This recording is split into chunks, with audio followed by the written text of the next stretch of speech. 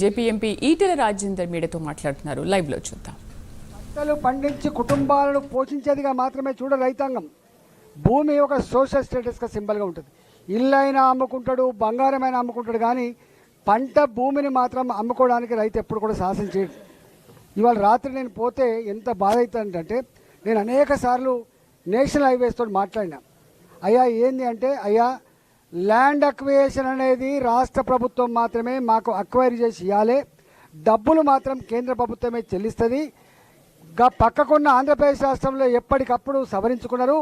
అక్కడ ఒక్కొక్క ఎకరానికి 2 కోట్లు 3 కోట్లు వస్తుంది, ఇక్కడ మాత్రం 20 లక్షలు 30 లక్షల రూపాయలు వస్తుంది.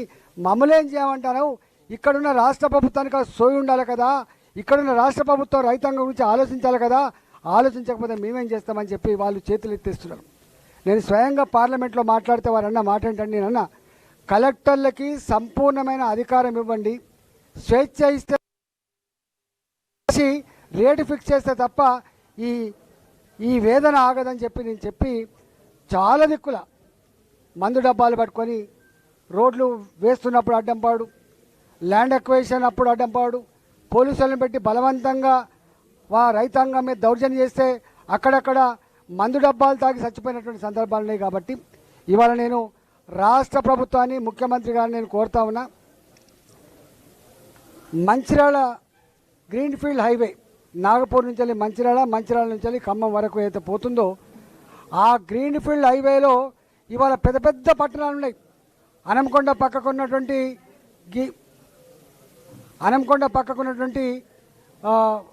ఊరుగొండ ఉంది, అదేవిధంగా పరకాల ఉంది, చిట్యాల ఉంది. అక్కడ రేట్లు చూస్తే టేకుమట్ల అనే గ్రామంలో అక్కడ ఎకరం భూమి ₹1 కోటి ఉంటే రిజిస్టర్డ్ వాల్యూ కేవలం 4 లక్షలు మాత్రమే,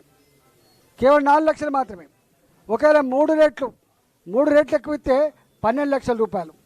సొలేషియం, ఆర్బిట్రేషన్ ఇవన్నీ కలిపితే కూడా ఎంత వస్తుంది? ఇంకొక 3 టైమ్స్ వేసుకున్నా కూడా 12 + 12 24 లక్షల రూపాయలతో తప్ప ₹1 కోటి ఇచ్చే ఆస్కారం లేదు. అట్లనే మొగుళ్ళపల్లిలో అక్కడ ఒక్కొక్క ఎకరం భూమి ₹1,50,00,000 ఉన్నది. అక్కడ భూమి వాల్యూ కేవలం రిజిస్టర్డ్ వాల్యూ కేవలం 3.8 లక్షలు మాత్రమే. అంటే 12 22 లక్షల రూపాయల కంటే ఎక్కువ.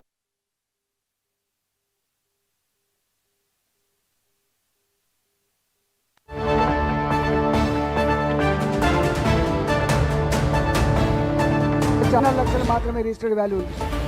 అంటే అక్కడ 12.5 లక్షలు ఇంటూ 6 వేసుకున్నా కూడా 50-60 లక్షల కంటే ఎక్కువ వచ్చే ఆస్కారం లేదు. ఎల్లంపల్లిలో 2 కోట్లు ఉన్నది, రిజిస్టర్డ్ వాల్యూ 2 లక్షలు. పోచారంలో 1.5 కోట్లు ఉన్నది, రిజిస్టర్డ్ వాల్యూ 2 లక్షలు. ఇలా ఊరుగొండలో 5 కోట్లు ఉన్నది, రిజిస్టర్డ్ వాల్యూ 50 లక్షలు. అదేవిధంగా పర్వతగిరిలో ₹1 కోటి ఉన్నది, రిజిస్టర్డ్ వాల్యూ 2 లక్షలు. ఇట్లా సంగెం మండలం కావచ్చు, నవాబ్పేట కావచ్చు, అక్కడ ప్రాక్టికల్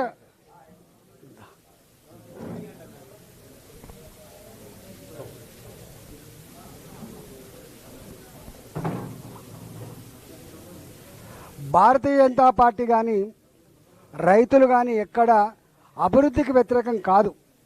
వాళ్ళు ఏమైనా అభివృద్ధికి వ్యతిరేకం అని చెప్పి చిత్రీకరించే ప్రయత్నం చేస్తున్నారు, వాళ్ళను అవమానపరిచే ప్రయత్నం చేస్తున్నారు, వాళ్ళ మీద తప్పుడు కేసులు పెట్టించే ప్రయత్నం చేస్తున్నారు, దౌర్జన్యం తట్టుకోలేక ఆత్మహత్యలకు అవుతున్నారు. నేను ఒకటే రేవంత్ రెడ్డి ప్రభుత్వానికి నేను సూటిగా ఒక హెచ్చరిక చేస్తా ఉన్నా.